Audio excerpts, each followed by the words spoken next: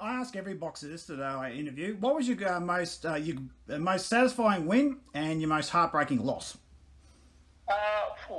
Just satisfied. Well, look, I'll have to say Jeff Horn because obviously, I had everyone against me. Everyone ruled me out, and then I went out there, and it was like it was a happy end. It was a good storyline. Like I went out there and proved everyone wrong and got the win and. Put me on the map and put me top 5 in the world, which was huge. Yeah, it was. So definitely has to be my most, electrifying win. Oh, absolutely. The saddest loss would have to be Peter Quillen. I mean, I went out there and, got pretty badly hurt, and it was hard to bounce back, because it was my first loss after 18 wins, and I got knocked out, and I've never been knocked out before, and but it was a huge learning curve for me. I mean, I was only young, I was only 22, 23 years old, and fighting the world champion at that time. With 32 fights, I think he was undefeated with 30 knockouts. To this day, they still say Peter Quillen's the biggest puncher in the middleweight division. So, to go 6 rounds with him and fall short, I mean, it was a great lesson, but I mean, it was also a heartbreaking loss. Yeah, I've seen the footage of it. And yeah, it's difficult to watch, but you recovered, you came back from it, and now you're up there with the best of them in Australia and in the world. I mean, you're only 2-3 fights away from a world title shot. Maybe even one or two. Right. If we stick to the 12-month plan that we have, that my team has put in place. I mean, look, obviously I've got to go out there and do the job. But if all goes well, we have huge opportunity for a big world title fight. And like I said, hopefully it can be in Bendigo. Like I said, we've got good funding back there. That we can fly like Jeff Horn did with Pacquiao, flying down here and hopefully get the cheeky win. Yeah, hopefully, because it's only up the road for me, so it's only a couple of hours drive, so that'd be most convenient for me. Yeah, exactly right. Yeah, exactly. Yeah, like you're only about an hour and a half away from Bendigo. Exactly right. It's about an hour and a half drive. It's a nice drive, country drive too. I love the country, so it's good to get a bit of scenery out there. And like I said, the country town, they get behind you because not much really happens in Bendigo. And it's a big town, so when there's events there, everyone gets behind it and shows their love and support. So it was awesome. And like I said, when I got the win, everyone was like, "Wow," So it was a really good story. I mean, I was sitting there in the pub up in Townsville with one of my mates. He's a former amateur boxer, and we thought to ourselves, this Mick Zerafa bloke will make a good account of himself, but Jeff should get him. But when you knocked him out, we're just like, wow, okay, this kid is the real deal. I mean, you had him. I mean, by about you knocked him down to round 2, and we're like going, oh, okay, this is interesting. But by round 7, it was all over. You had him hands down. I knew leading into that fight. I said to my team, I said, we originally were going to take that fight, and I said, mate, I'll fight him for free. I said, I know I can beat him. And they said, all right, if you want the fight, let's take it. And I went out there and I knew I was going to win. The first round, I was laughing before the fight started. I was smiling, and I knew he didn't want to be there.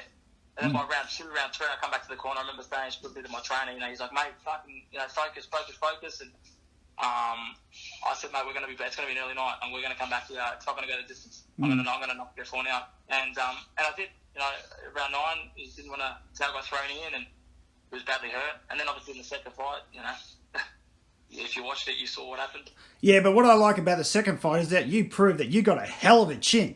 I mean, that punch would have knocked a horse out, and you, to your credit, you got back up.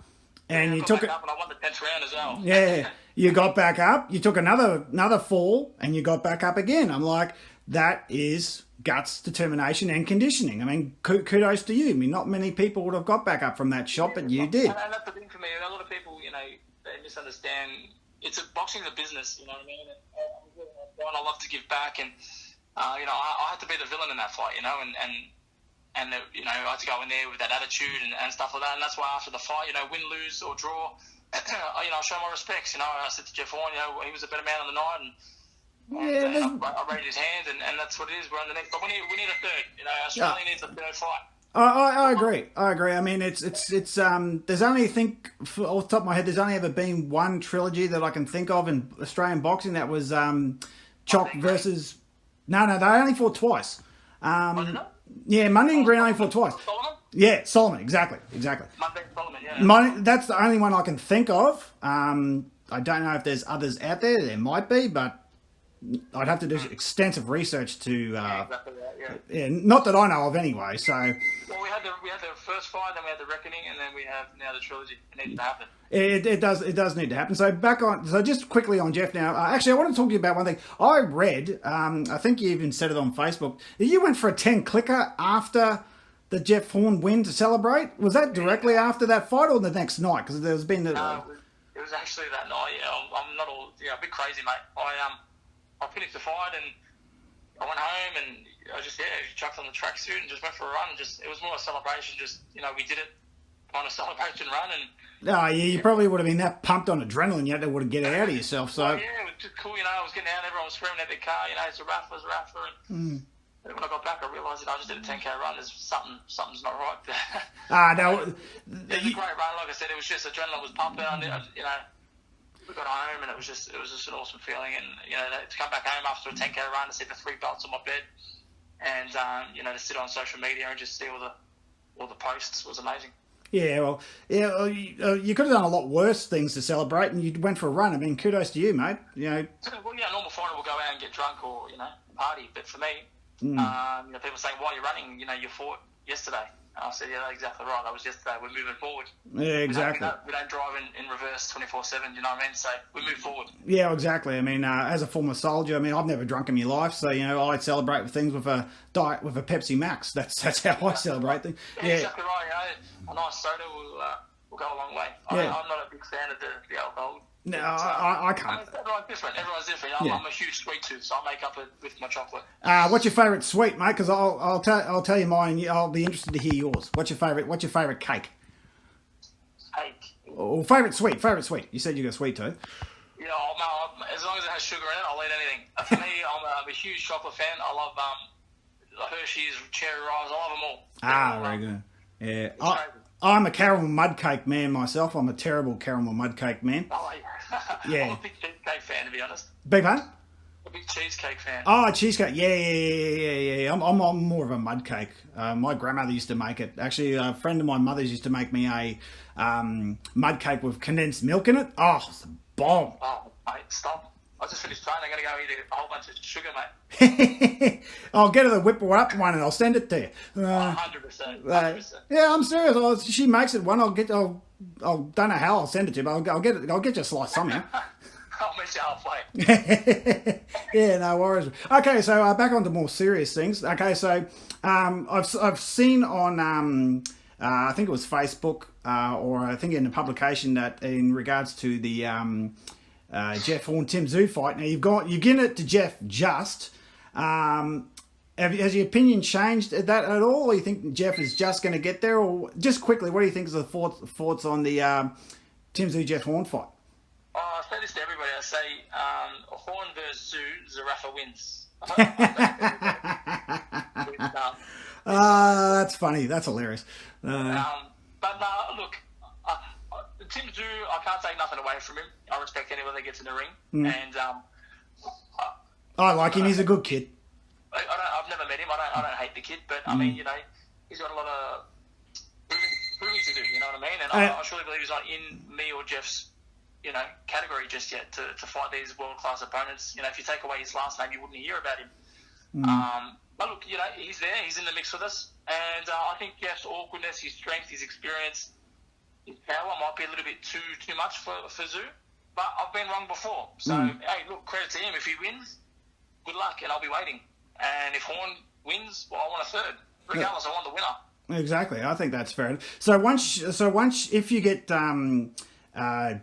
Jeff third or Tim one, what's next? Who is your dream fight on the international stage? What's your dream? Do you want to light up Vegas, or like I said to Taylor Harris yesterday, do you want to have 110,000 at the MCG, or what's your dream for boxing? To be number one. Whoever is number one at the time, I get that opportunity. Yep. If you're holding the belt and it's the time for us to fight and you're the world champion, mate, unfortunately it's got to be you. So you don't care if you fight in Vegas or you fight in Bendigo, or you have no dream of lighting up Vegas or 110,000 at the MCG? I've been on the big stage before. I fought on Alexander Povetkin's undercard, semi-main event in Russia on a big 20,000 crowd. I've fought in in America against Peter Quillen on a huge card. Hal Brooks. I've been, Sheffield Arena. I fought on big stages before, primetime TV, ESPN. Mm-hmm. And look, it's great. It's amazing. But for me, I'm not too fussed on the hype. For me, it's more, the world title. I want to win a world title. I want Zerafa, the name Zerafa is a legacy to always be remembered. I want to make the way people look at Muhammad Ali and all these Deontay Wilders and all these other fighters, your Pacquiao's, your Mayweather's. I want Zerafa to be out there, and that's only one fight. I only take one fight away. That's exactly right. So I'll ask what I ask all boxers. In regards to, you're familiar with Mount Rushmore, yeah? Am I from where, sir? Mount Rushmore, the statue in the States with the 4 presidents? Oh, yeah. Yeah, okay. So who's your Mount Rushmore for Australian boxing? Who is your most 4 influential or your 4 best boxers? Or if you had to put 4 people up on a pedestal for Australian boxing, who would it be? So I pick 4 Zerafas? No. No. Well, you mean 4 Zerafas as in family members? Yeah, absolutely. Or just four things of yourself. Exactly right. No, look, there's a few. Does it have to be boxers as well? It can be boxers, trainers, promoters, mum, dad, whoever you like. Look, I'm going to have to say my family, of course. I'll stick to my family, and without them, I wouldn't be where I am. You know what I mean? So, credit to my mum, my dad, and my brother and sister, really. Oh, yeah, that's 4. Yeah, that's 4. That's because Taylor Harris. But then you've also got greats, like your Lester Ellis's. You've got your Jeff Fenix. You've got heaps of, even like Anthony Mundine's. You've got a lot of people that have put the sport and put boxing on the maps, and done a lot of great things. And even like Tszyu, even though he's not from Australia, you know what I mean, but he's a Russian, but he did a lot for us and got our country recognised. He did. He really did. To a lot of people. Yeah, absolutely. The list could go on. Yeah, exactly. So after you November 14th, pending that everything goes well and we don't have another lockdown, that we all pray it doesn't happen. Are you looking to get the match with the winner of Tszyu Horn next, or do you want to go overseas? Look, ideally, if I can get overseas on a bigger event and closer to a world title, I'll definitely take it. If the fight makes sense, if the fight makes dollars, it makes sense. And I've proven myself in Australia. I've beaten Jeff Horn and beaten the best here, and if the fight approaches, it's something we want. But I'm looking at the bigger picture, and I want to be overseas and making a name for myself. The sport itself is it's a lot bigger over there. Yeah, exactly. In America, so to get over there and make noise, which, like I said, the Cal Brook, made me internationally noticed, and everyone knew. And then when I went on to knocking out Jeff Horn, it just, I grew, and for that 12 months, my profile blew up, which was amazing. So there's a lot of things I want to do, but again, it's basically just small steps and just fighting the fighters that are in front of me and moving closer to number 1. One more question, mate. With your campaign, are you going to go at 160 or are you going to drop back down to 154? Or whichever the dollars make sense. For me, look, it's not even about money. Of course, in the sport, you've got to make money. But for me, if a big fight approached at 154, I can definitely make it. I'm always ring fit. I'm walking around 75 kilos all the time. But at the moment, I'm comfortable at 160. And I'll make it with ease. 2 weeks prior to the fight, I'm already on weight. I walk into the weigh and eating the Snickers. So for me, it basically comes down to which fight is bigger. What offer I get is bigger. Yeah, because I found it interesting that Dennis Hogan separated from Glenn Rushton and gone overseas to America. And he's a name in the 150, 160 division. I always thought, that would be a really good opponent for you, but that's up to you. We wanted that fight. At the time we said we wanted it, and they said no. So again, like I said, we don't shy away from any fight. If the fight makes sense, we'll take it. Yeah. I'm not gonna. For me, I'm not an ego fighter. I know what I'm capable of, and I know what I've done and I've achieved in the sport. For me, it's not about walking around with a big head. For me, if it makes sense, I'll take the fight. If I know I'm going to fight somebody that's not that great, but it's going to give me a world title shot, I'll do it. Or if I know I'm going to fight somebody that's not that great, but I'm going to get a $10 million payday, I'll take it. Yeah, but exactly. If it doesn't make sense, if it's just, it'll be a good matchup, and it doesn't make sense, well, it's not going to happen. I tell these fighters, stay in your lane, you know what I mean? It's this sport, I didn't just get it handed to me. I had to work, early mornings, late nights. I I had to bust my ass off to get there. You know what I mean? Yeah, exactly. And you've got everything you deserve, mate. And you've got a lot more coming your way. I've made. Right, it's only the beginning. You know what I mean? I'm 28 years old. I'm top 10 in the world. I'm number 1 in my country, and it's only the beginning. You know what I mean? And you know, a lot of mistakes that we did early, we've learned from that, and we're capitalising now, and we're growing. So I mean, it's only the beginning. Zerafa will be a household name, I guarantee it. Yeah, well, it already is, mate. It already is. Hey, question: when did you turn 28? Was that last month? March. So a couple of months ago. Oh, March. That's right. I'm getting dates. I'm getting birthdays and dates mixed up. That's all right. So yeah, well, yeah, you're in your prime, mate. You're going to go far. Look, I appreciate your time, mate. I really appreciate you giving us. I appreciate the time, and I appreciate the interview, and hopefully catch up soon so you can make the next fight. Yeah, hopefully. I'm more than happy to go out to Bendigo, mate. It's only going to be a 2-hour drive that way. So, yeah, mate, thank you very much for talking to us to Fight View 360, and mate, we really appreciate that.